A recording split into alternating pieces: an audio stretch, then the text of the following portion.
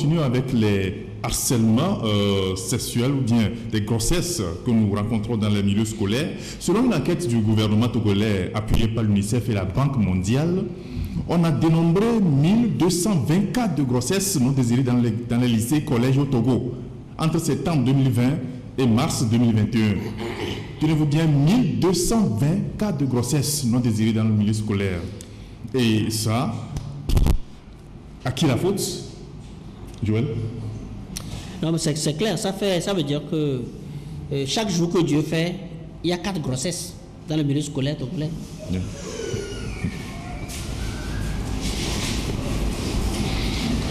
Chaque jour que Dieu fait.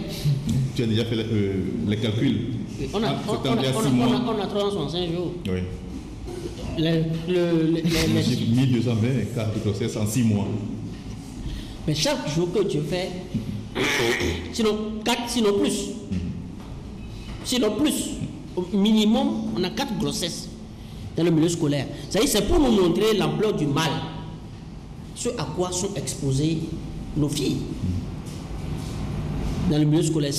C'est pour nous montrer également le degré de la démission de l'État dans sa mission, dans sa mission socio-éducative. Parce que quand on a souvenance, hier, le ministère, c'était le ministère de l'Éducation. C'était pas enseignement primaire, secondaire, etc. On veut suivre les blancs, on a mis maintenant et ministère de l'enseignement primaire, secondaire. Ministère de l'Éducation. Parce que l'école te donne l'instruction, l'école te donne la compétence, mais l'école t'éduque également. On t'apprend à d'abord préserver ton corps et savoir également vivre en société. Savoir vivre en société, c'est pas avoir une grossesse précoce. Ça veut dire que tu planifies ta vie. J'ai l'habitude de dire que par exemple au Bénémoche, il y a un programme non seulement sur l'éducation sexuelle, mais sur comment une jeune fille doit gérer l'argent de popote, son foyer. Comment choisir son partenaire, etc.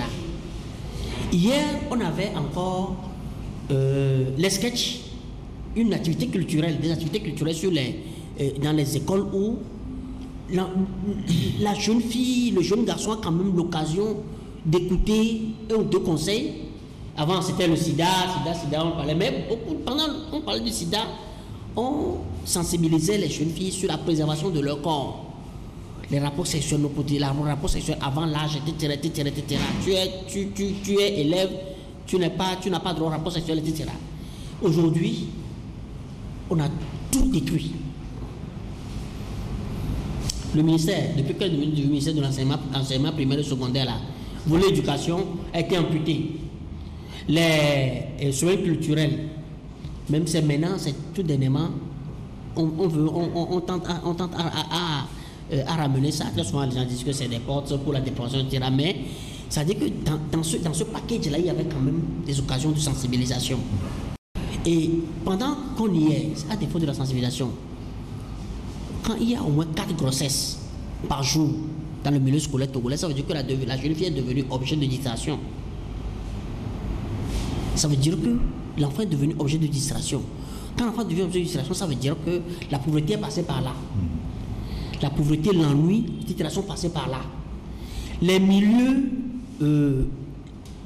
ça, à Lomé, on va sortir de Lomé pour aller parler de l'intérieur du pays, qui sont des milieux qui sont dépourvus de tout. Il n'y a pas rien d'autre à faire. Il n'y a pas d'infrastructure je ne sais comment dire, culturel, d'épanouissement. Il n'y a rien. Il n'y a pas. Les maisons des jeunes dont on parle, les maisons des jeunes sont devenues des murs, il n'y a que le mur que tu vois. Il n'y a rien dedans. Les arts cafards serpents. Les arts cafards serpents. Hein? Les clubs culturels dans les villages, il n'y en a plus. Ça dit qu'on a, au nom de la politique d'appauvrissement et donc d'asservissement du citoyen, on a tout détruit. Et donc les villages sont devenus des lieux d'ennui par excellence. Et quand tu t'ennuies, comme je l'ai dit, dans nos nouveaux quartiers là, il y a des petits copés, de la TPO là, mais ça accouche seulement. Ça accouche seulement parce qu'on n'a rien d'autre à faire. Le sexe est devenu l'objet de distraction. Le seul est devenu l'objet de distraction et plus l'autre est pauvre. Ben, celui qui a un peu de moyens, qui vient dans le milieu là, il les exploite à volonté. Oui. Non, je pense que c'est un phénomène assez préoccupant. Très, très, très préoccupant. Maintenant, je ne sais pas si cette enquête-là donnait les détails. C'est-à-dire, qui sont ceux qui enceintent les filles? Oui. Qui sont ceux qui enceintent les filles? Les collégiens, les écoliers, là. Qui sont ceux qui les enceintent? Est-ce que c'est leurs collègues élèves? Est-ce que c'est les enseignants? Est-ce que c'est les enseignants? Est-ce que c'est des gens du milieu? Genre les fonctionnaires dans la zone? Il faut qu'on sorte les détails. Parce que ce phénomène prend... C'est 3000 cas chaque année. Là, on parle de quelques mois, 6 mois. 3000 cas chaque année, environ. Et c'est préoccupant. On n'envoie pas nos enfants à l'école pour aller chercher des grossesses. On n'envoie pas les filles à l'école pour aller chercher des grossesses. Joël vient de dire une partie de tout ce qui a été amputé comme activité culturelle qui aurait pu occuper les enfants, qu'on ne fait plus. Mais socio-éducative. Oui, mais il faut rappeler aussi que il n'y a pas l'éducation sexuelle à l'école. Au nom du tabou, du tabou légendaire, on ne doit pas parler de sexe aux enfants et tout, et tout, et tout.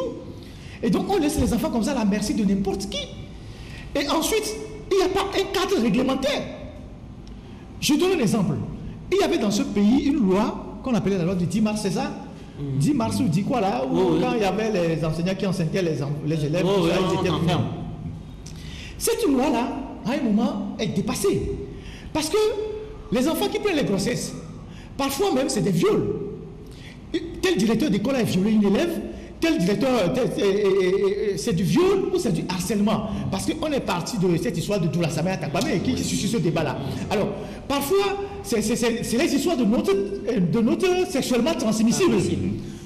Le professeur qui fait des avances à l'élève pour pouvoir, et en retour, lui donne des notes, je ne sais pas, de préférence ou de complaisance sur sa feuille. Il faut réglementer tout ça. C'est-à-dire que la thérapie de choc dans ce pays-là doit être dans tous les domaines. C'est-à-dire santé, éducation, justice. Il faut une thérapie de choc. Donc, aujourd'hui, pour redresser le secteur de l'enseignement ou de l'éducation, il faut légiférer. C'est vrai que le ministre actuel est en train de prendre quelques sanctions pour amener de l'ordre. Et bon, ça suscite le débat, mais moi, je le dis, je continue de le dire. Une société dans laquelle il n'y a pas de sanctions, il y a des petits monstres, qui naissent partout et qui se prennent pour des dieux. À un moment donné, il faut quelqu'un pour taper sur les doigts des gens. Et donc, si les gens commettent des fautes professionnelles, je suis d'accord qu'on les sanctionne. Il faut sanctionner les gens. Il faut les sanctionner pour ramener les gens sur le droit chemin. Et donc, dans le cas d'espèces des filles qui prennent les grossesses au cours de l'enseignement et au cours de l'année scolaire, il faut légiférer.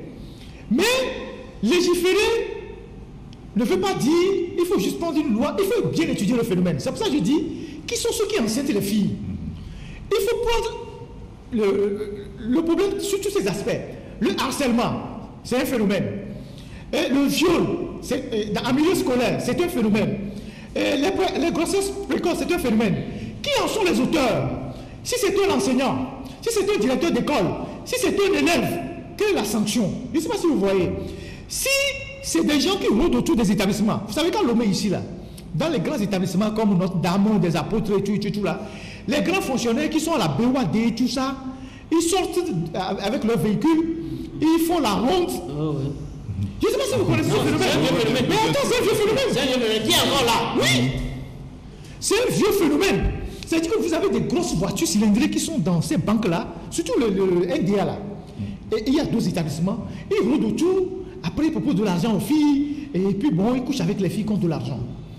Il faut identifier tous les acteurs qui pour compromettre l'avenir des élèves filles et faire suffisamment une réflexion autour de la question et légiférer. Légiférer de manière à être impitoyable vis-à-vis des auteurs de ces genres d'actes. Il faut même légiférer sur la stigmatisation. Parce qu'une fille qui prend une grossesse, elle ne peut plus arriver à l'école parce qu'elle fait l'objet d'un regard au cœur de ses collègues. Donc, il faut prendre le problème dans son ensemble et définir un cadre réglementaire qui va désormais régir cet aspect-là. Et vous allez voir que, en plus de ça, on retourne à l'éducation de l'ancien temps, c'est-à-dire qu'on crée les lieux de loisirs pour les élèves, et vous verrez que ça ne va pas finir, mais vous savez, si par exemple demain on vous dit que un enseignant, un directeur d'école, un proviseur, un censeur a été sévèrement sanctionné par le ministère parce qu'il a enceinté une élève, les autres vont se calmer. Non, ça va faire une onde de choc. C'est l'onde du choc, les autres vont se calmer. Les autres vont se calmer. Les gens seront désormais qu'ils sont surveillés de très près. C'est parce que ça a été un monde où pendant longtemps il est laissé aller. Les gens disaient qui vit de l'hôtel, qui travaille à l'hôtel, vit de l'hôtel. Ils ne sont pas suffisamment payés, donc ils se déchargent un peu sur les filles, tout ça. C'est de l'inconscience. Que ça a créé, c'est devenu la norme. À un moment donné, il faut réglementer ça. Et donc, si on ne le fait pas, on ne pourra pas avancer. Donc je pense qu'il faut prendre le problème dans son ensemble.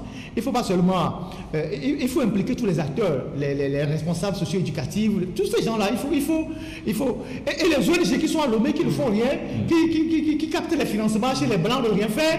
Il faut aller dans les écoles, faire de la sensibilisation sur les questions sexuelles pour que les élèves soient éveillés et que la vie des filles soit quand même préservée. Parce que on ne peut pas être dans une société où les filles sont, où le genre féminin a plus de 51%, et qu'on envoie des filles à l'école, et que le peu qu'on envoie à l'école, elles reviennent avec des grossesses. Ce n'est pas normal. Et donc c'est de la responsabilité de ceux qui ont la décision de légiférer sur le cas des grossesses précoces et de punir sévèrement ceux qui se livrent au viol. Parce que vous savez que le viol dans notre société est aussi frappé de tabou. Vous savez que peu de parents ont le courage de dire que leur enfant a été violé par un professeur, un enseignant, un directeur d'école. Et pourtant, à l'intérieur du pays, les enfants sont victimes régulièrement du viol. Mais personne ne dit rien. Dans le silence total. Dans le silence total. L'orbita total. Tu vois? Et donc, c'est un phénomène qu'il faut prendre à bras le corps. Et puis après, il faut fermer un peu les champs de passage. Je pense que tous les voleurs de la République aujourd'hui ont conçu des hôtels. Ils sont devenus des champs de passage. Dans toutes les préfectures. Vous allez même dans les villages les plus reculés là, on dit qu'il y a hôtel. C'est la seule notion de business. Oui, on dit qu'il y a hôtel. Ça dit que ce n'est pas un hôtel, ce n'est pas un hôtel, ce n'est rien, mais c'est un bésocom. Et les gens font n'importe quoi avec les enfants. Je ne sais pas si vous voyez. Donc il faut à un moment donné fermer ce genre de choses là, parce que c'est des lieux de dépravation. On ne peut pas avoir une société basée sur des valeurs en permettant que des gens créent des lieux de dépravation partout. C'est comme les chambres de passage vont avec les bistrots. Je ne sais pas si vous voyez. Je suis passé dans un village la dernière fois, je ne sais où, j'ai compté au moins un village d'à peine 1 kilomètre, ce n'est même pas à 500 mètres, j'ai compté au moins 4 bars. Avec des noms les plus farfelus. Je ne sais pas si vous voyez, 4 bars dans un village où il n'y a pas d'électricité. Mais il y a des bars, donc les gens se lèvent, ils boivent. Quand ils boivent, ils font quoi? Ils font le sexe. C'est ça. Je ne sais pas si vous voyez. Donc il faut aller mollo, mais prendre des décisions fortes pour redresser ce qui, pendant longtemps, a été abandonné dans des domaines que nous venons de citer, justice, éducation, santé, pour au moins avoir un semblant de pays normal. Aujourd'hui, on est dans la normalité totale. Au point que quand on sanctionne les gens sont fâchés. Ils disent non, que celui-ci, pourquoi on fait ça? Oui, on ne dit rien. Donc il faut qu'à un moment donné, ceux qui gèrent le pays, s'ils ont encore un minimum de conscience, prennent leurs responsabilités pour sauver ce qui peut être encore sauvé pendant que nous sommes encore là. Sinon après, ça va être la catastrophe, franchement. Oui, merci beaucoup Ferdinand. J'ai une question pour passer rapidement à notre sujet. Non, je crois que ce sujet va forcément revenir à d'autres occasions, on va en parler. D'accord. Parce qu'on en a déjà parlé.